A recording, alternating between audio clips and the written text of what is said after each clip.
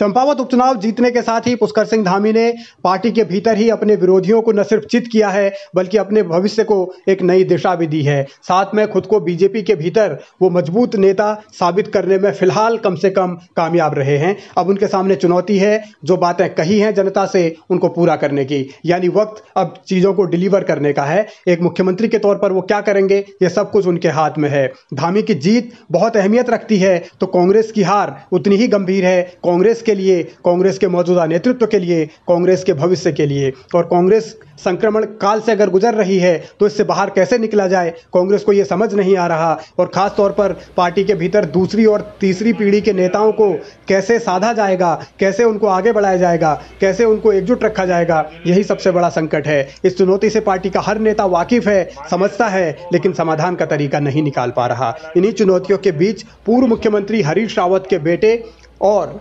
उत्तराखंड में यूथ कांग्रेस के पहले अध्यक्ष रहे आनंद रावत ने एक बार फिर पार्टी के नेतृत्व पर इशारों ही इशारों में सवाल उठाए हैं और धामी की जमकर तारीफ की है। उन्होंने अपने सोशल मीडिया पोस्ट पर लिखा है, धाकड़ धामी की धमक ने धड़काई धुरंधरों की धमनियां।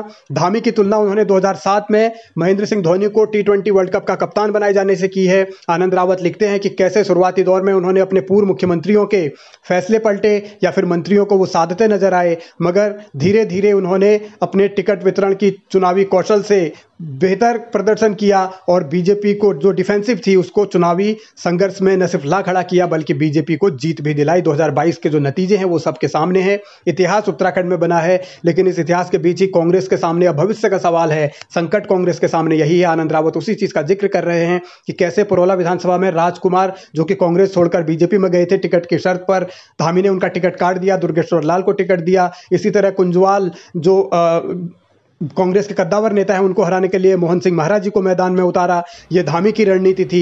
इसी की तारीफ आनंद रावत कर रहे हैं। साथ में इशारों ही इशारों में वो उत्तराखंड कांग्रेस के प्रभारी दिल्ली की लीडरशिप को भी चुनौती दे रहे हैं या तंज कस रहे हैं कि कैसे अगर फ्री हैंड दिया जाता उत्तराखंड में भी एक लीडर को, यानी वो हरीश रावत की तरफ संकेत देते हैं तो शायद नतीजे कुछ और होते। तो आनंद रावत की बातों के मायने बहुत गंभीर हैं और इनसे समझा जा सकता है कि भविष्य के लिए शायद उनका कुछ और प्लान है। और कांग्रेस के भीतर वो लगातार जिस तरीके से खुद को इन दिनों असहज महसूस कर रहे हैं या फिर कांग्रेस पर बार बार तंज कस रहे हैं, तो राजनीतिक तौर पर आगे क्या करेंगे इसको लेकर भी अब अटकलें लगने लगी हैं। और वो ये कहते हैं कि लोकतंत्र मजबूत होना चाहिए और उन्हें भी आशीर्वाद जनता का जरूर मिलेगा। लेकिन पुष्कर सिंह धामी की तारीफ करना ऐसे दौर में जबकि पूरी कांग्रेस आक्रामक हो धामी के खिलाफ, तो तब आनंद रावत अगर तारीफ करते हैं धामी की तो इसके बहुत सारे मायने हैं और इसके ये संकेत साफ साफ हैं कि कांग्रेस के भीतर हालात सब कुछ ठीक नहीं है और दूसरी या तीसरी पीढ़ी के जो नेता हैं वो धीरे धीरे नेतृत्व के खिलाफ मुखर हो रहे हैं और उनमें जो नाराजगी है वो खुलकर बाहर आने लगी है।